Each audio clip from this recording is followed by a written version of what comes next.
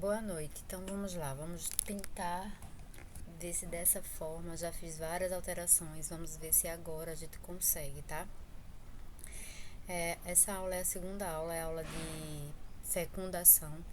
E a primeira aula foi a parte de gametogênese e ciclo menstrual, que é uma aula só, mas ela, por ser muito grande, a gente divide, né? E aí vocês viram que a gente teve uma ovulação. Na última aula, ele acabou ovulando, né? A gente liberou o ovócito aqui pelo ovário, devido ao aumento do hormônio LH. A gente teve o pico do hormônio LH e liberou o ovócito. Foi capturado pelas fímbrias, o ovócito, por contração peristáltica, vai subindo, subindo, subindo, chega aqui na ampola e espera 24 horas os espermatozoides, que acabaram de ser ejaculados e que estão vindo para cá para poder encontrar com o ovócito. Então, o local da fecundação é aqui, é na ampola, tá? Da tuba uterina. Bom, fecundação também é chamado de fertilização e é uma complexa sequência de eventos moleculares que está acontecendo desde a entrada do espermatozoide até ele entrar dentro do ovócito, tá? Vai terminar com a mistura desses cromossomos maternos e paternos, que vai dar início ao nosso zigoto, e a partir de agora a gente só vai fazer mitose, não faz mais meiose. Zigoto, ele é um embrião unicelular. Tá? Então, defeitos em qualquer estágio nessa sequência de eventos a gente pode levar à morte do zigoto e só entra dentro do ovócito aquele espermatozoide da mesma espécie por ter moléculas iguais à do ovócito. Tá? Então, espermatozoides de espécies diferentes não entram no ovócito.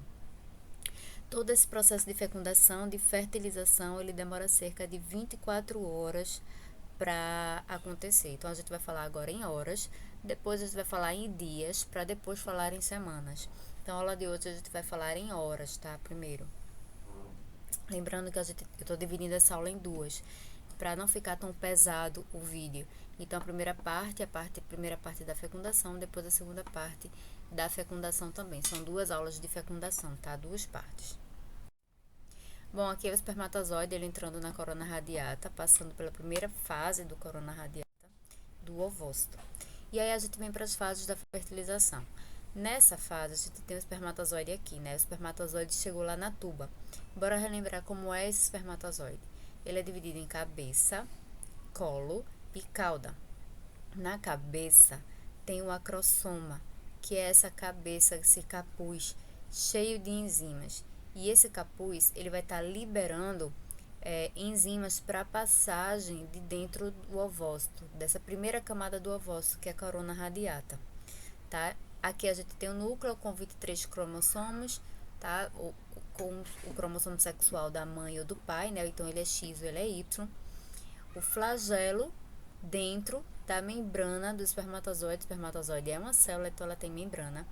Essa cauda ela é dividida em três partes: peça intermediária da cauda, principal da cauda e terminal da cauda. E nessa peça intermediária a gente encontra as mitocôndrias, são essas bolinhas aqui. As mitocôndrias servem para fazer energia da movimentação do flagelo. Então, bora lá. No ovócito, ele tem essa primeira camada, corona radiata, zona pelúcida, essa em verde, membrana do ovócito, ela é uma célula, ela também tem membrana, e citoplasma do ovócito. Então, a primeira parte da fecundação, a primeira fase, é quando esses espermatozoides chegam aqui na corona radiata.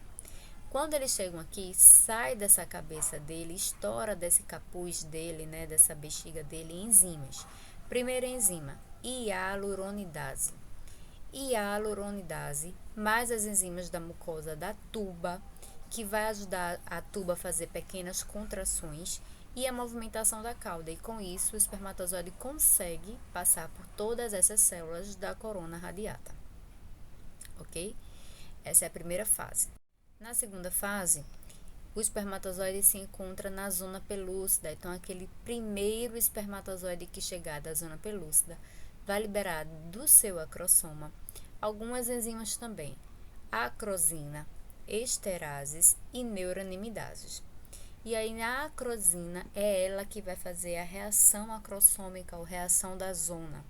Tá? Vai acontecer algumas propriedades, mudanças de propriedades nessa zona pelúcida, fazendo com que ele fique impermeável para outros espermatozoides, só entra um. Ah, mas em caso de gêmeos? Gêmeos diferentes, gêmeos bivitelinos, a mulher liberou 2 ovócitos, e aí vocês estão vendo que tem mais de um espermatozoide no local e entra um espermatozoide dentro de cada ovócito. Então, eles vão ter carga genética completamente diferente. Gêmeos univitelinos, a mulher só liberou um ovócito e só entrou um espermatozoide. A gente lembra do número total de cromossomos desse embrião, né? 23 do ovócito, 23 do espermatozoide e 23 de outro espermatozoide, se entrassem 2.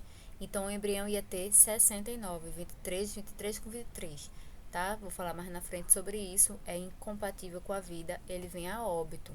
O embrião, ele não nasce, ok? Então, essa é a segunda fase, é a fase importante, é nela que o ovócito vai se fechar, não deixando passar mais nenhum outro espermatozoide.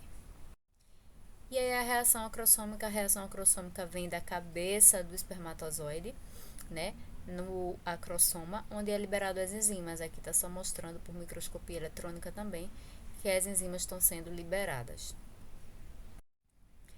Bom, a próxima fase é a fusão das membranas plasmáticas. Então, o ovócito tem membrana, o espermatozoide também tem membrana. E vai acontecer a fusão. Vai fundir a membrana do espermatozoide com a membrana do ovócito. Ao acontecer essa fusão, só vai entrar dentro do ovócito o núcleo do espermatozoide carregando a carga genética que ele precisa entregar ao ovócito. Todas as organelas ficam para fora, todas essas mitocôndrias ficam para fora, membrana plasmática fica para fora, tudo fica fora. Só entra o núcleo do espermatozoide, tá? E é por isso que dentro de todas as nossas células tem mitocôndrias, vocês já sabem disso. E dentro dessas mitocôndrias só vai ter o DNA mitocondrial da mãe, não tem o DNA mitocondrial do pai, porque as mitocôndrias do pai dos espermatozoides ficaram para fora, tá? Então, essa é uma curiosidade sobre o DNA mitocondrial das nossas mitocôndrias dentro das nossas células. E aí a gente tem a próxima fase. Bom, aconteceu ou não aconteceu fecundação? Aconteceu, né? O espermatozoide entrou dentro do ovócito, então a gente tem uma fecundação aqui. O que acontece? Tá vendo aqui a reação acrossômica, não deixando os outros espermatozoides entrarem dentro do ovócito. Então, o que vai acontecer? Lembra que ele foi ovulado, aconteceu a ovulação, foi liberado o ovócito secundário. Ele estava com a segunda divisão meiótica interrompida e vai ficar interrompida, tá? Ele vai agora, nesse momento que aconteceu a fecundação, reiniciar aquela segunda divisão meiótica que estava interrompida. Reinicia. Agora, ele se transforma em ovócito maduro ou óvulo, como ele é conhecido, libera mais outro corpo polar. Aquele corpo polar que estava lá do início também se dividiu em 2 e liberou mais outro corpo polar, né? Se dividiu em mais 2 corpos polares. No final, agora, a gente tem uma célula, né, da meiose, uma célula maior, que é o ovócito maduro, e 3 corpos polares. Ah, mas eu só tô vendo 2, não tô vendo o terceiro. Então, a minha atividade que eu vou passar para vocês é: cadê o terceiro corpo polar? Onde está o terceiro corpo polar? Porque a gente sabe que na meiose são 4 células, ou seja, era para ter mais um outro corpo polar aí. E por que eu não vejo o corpo polar nos livros de ensino superior? Porque a gente não vê corpo polar em exames de fertilização in vitro. Então, procura aí, eu quero que vocês pesquisem e me digam depois, cadê o terceiro corpo polar, ok? Então, termina a meiose, assim, separado, e eles acabam 24 horas da fecundação. Acaba justamente aqui, no zigoto.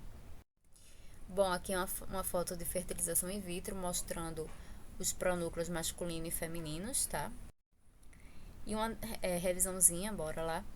O ovócito tá aqui na ampola, esperando o espermatozoide. O espermatozoide chega e vai acontecer a fecundação na ampola. Aumentando essa imagem de tamanho, é isso aqui. Então, as fases da fecundação. O espermatozoide primeiro chega na corona radiata, que são essas células amarelas. Libera hialuronidase, acrosinas, Libera hialuronidase. E a movimentação da cauda que vai ser essencial para ele passar por essas células. Passando por essa célula, ele chega aqui, ó, na zona pelúcida, nessa segunda parte aqui. Aí sim ele libera acrosina, esterases e neuronimidases. Porém, dessas três, a acrosina é que vai fazer a reação acrossômica, vai fechar o ovócito, não vai deixar com que os outros espermatozoides entrem. Depois ele chega na membrana plasmática, ó. Entra só o núcleo, mitocôndrias e cauda fica para fora. Não entra mais nenhum outro espermatozoides, as células da corona radiata caem e ele entrou. Fecundou. Então agora ele vai se transformar em ovócito maduro. Aqui ainda era ovócito secundário. Agora é ovócito maduro. Agora é óvulo. Ó os três corpolares. Tá mostrando os três corpolares aqui só para vocês saberem que existe, tá? Mas eu quero que vocês me mostrem onde fica, porque a gente não encontra o terceiro.